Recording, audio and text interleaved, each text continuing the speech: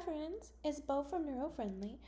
You know how I'm always like, I'm gonna make a longer video on that, and then I don't because I have ADHD. Today's not that day. Today's the video. And I'm pretty pumped because it's actually one that I've posted both on like Instagram and TikTok and gotten a lot of like, tell us more. Um, and then I didn't because demand avoidance is so real. But we're actually gonna talk about like our senses. So I posted originally about how like I feel like I was lied to. They told us we had five senses in school, and I like clung to that because I like uh, hard and fast rules. And then bam, out of nowhere, they're like, just kidding. There's like maybe 22 or 33 different sensory systems in our human bodies, and I was like, that's too many for me to memorize. I still do not know my husband's phone number. And he's had the same one for like a decade. So the ones that I do want to talk about are actually the ones that I find show up really like brightly for people with ADHD and autism. And those are vestibular, proprioceptive, and interoceptive. Because those are ones that support regulating our nervous systems and also don't often have like just logical support systems or like better coping tools, right? Like when we're having auditory overstimulation, people are like, yeah, just put on like a pair of headphones. Like that's like one to one. I get it. Cool. That makes sense. When it comes to things like vestibular or proprioceptive or interoceptive, they're like, yeah, just do stuff for those. That's not enough information. I know that, you know that, we all know that. And so I thought maybe we could break down a little bit of it today, and then like in the comments maybe just ask questions and I can try and answer. I can like loop in some occupational therapists to see if they'll support us, because really I'm just an obsessive researcher. An occupational therapists are the ones that if you actually want like one-on-one support, go to them. They're amazing.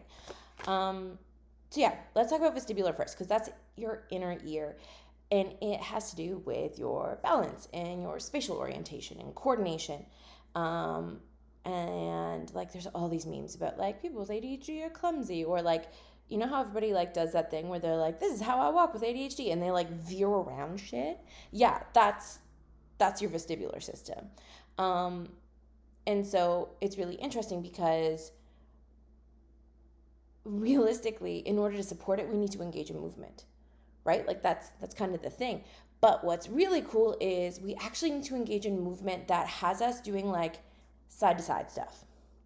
My favorite one, like my favorite, is biking, and not like stationary bikes, like actually like a literal bike, because it incorporates both, that's not a word, both vestibular and proprioceptive, right?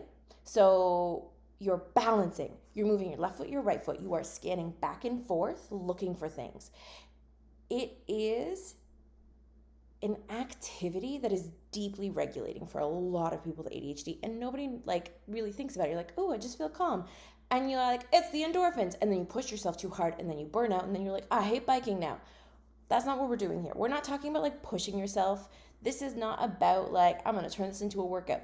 It is about engaging in a movement that helps your brain and body talk to each other in a way that makes both of them feel safe, right? So when we're engaging in stuff to support these systems, it's about finding safety. It is not about pushing ourselves. And I'm going to say it again because I don't know about y'all, but like competition comes in hard. I want to be like, I bike the longest, I bike the farthest. I want to beat my 4-year-old.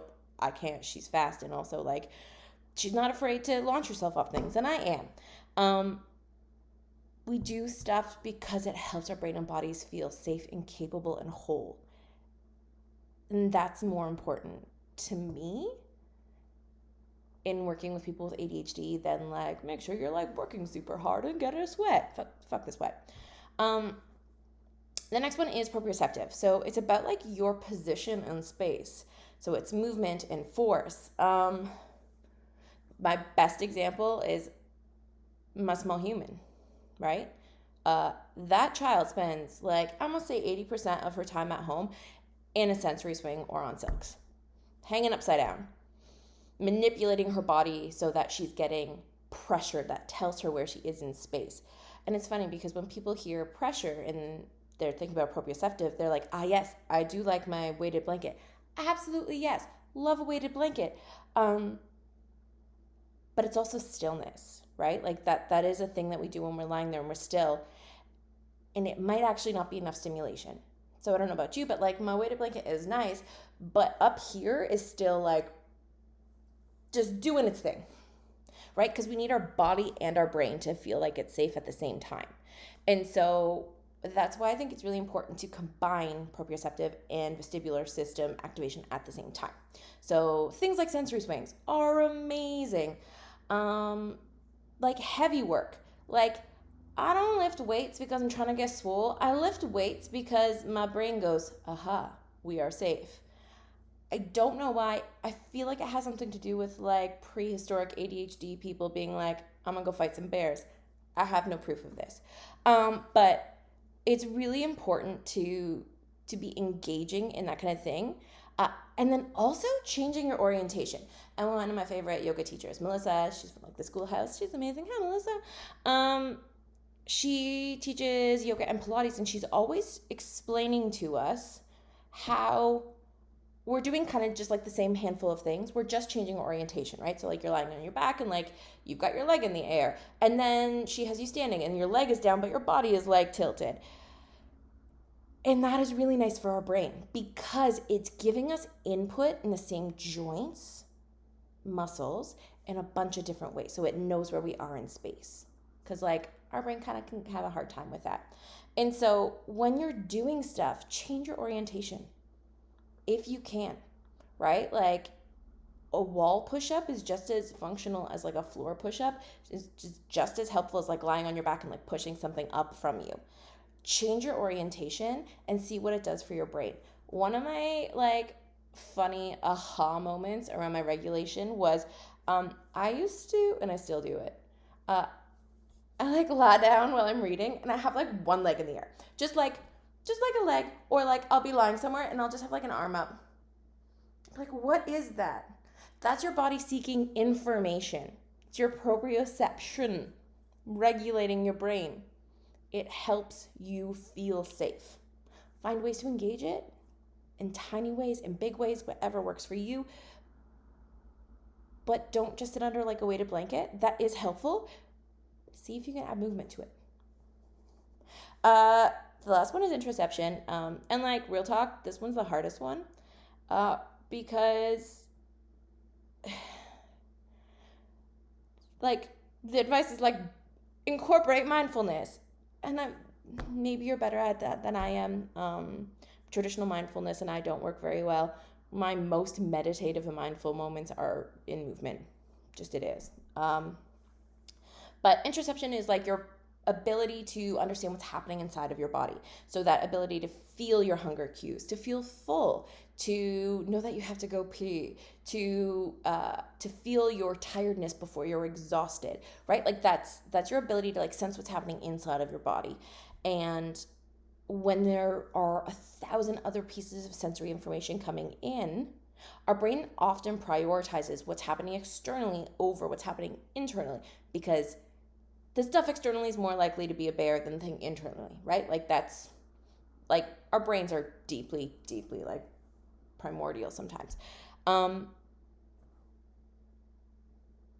My weird favorite thing is to look at, this sounds so weird, but like I look at medical diagrams and then I sit there and I'm like, where is that in my body?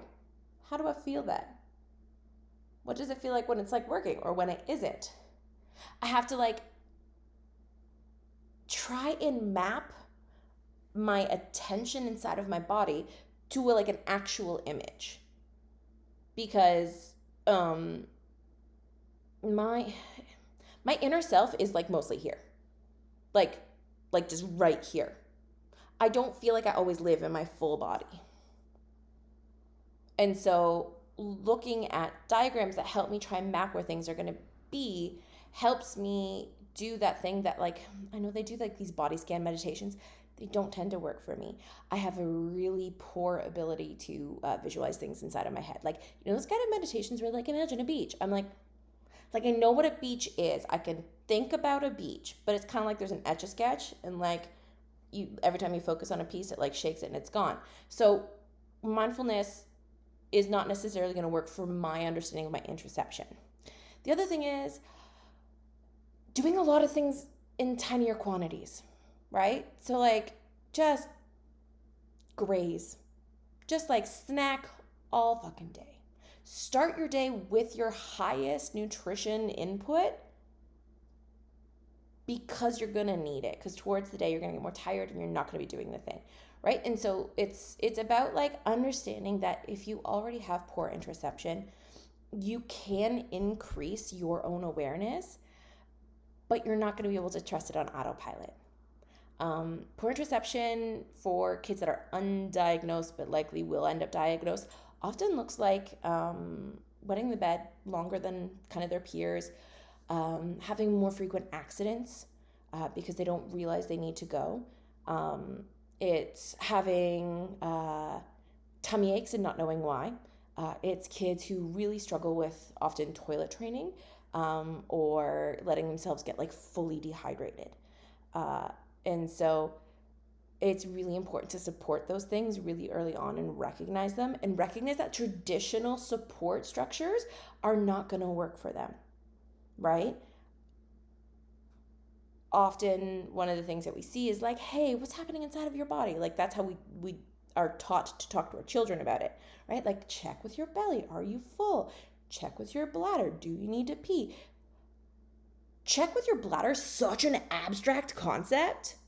And we're like, here, 2-year-old, how does your bladder feel? They're like, what the fuck is a bladder, right? And so supporting kids where it's not clicking is going to look different than the norm. And again, occupational therapy, very helpful for these things. In general, as a person with ADHD, your brain and body need to feel safe at the same time in order for you to feel that like relaxed moment. And the funny thing is, in order for us to have those things both feel safe, we often require movement and input and sensory input. Sensory input is not just like a kid swinging on the swings. It's a bunch of things, and they persist into adulthood. We just often have masked them in different ways, or we are not meeting those needs and we're anxious all of the time. So start mapping out what would vestibular, proprioceptive, interoceptive input look like in your day-to-day life. What do your more standard senses look like in your everyday life? What's your relationship to sound, to light?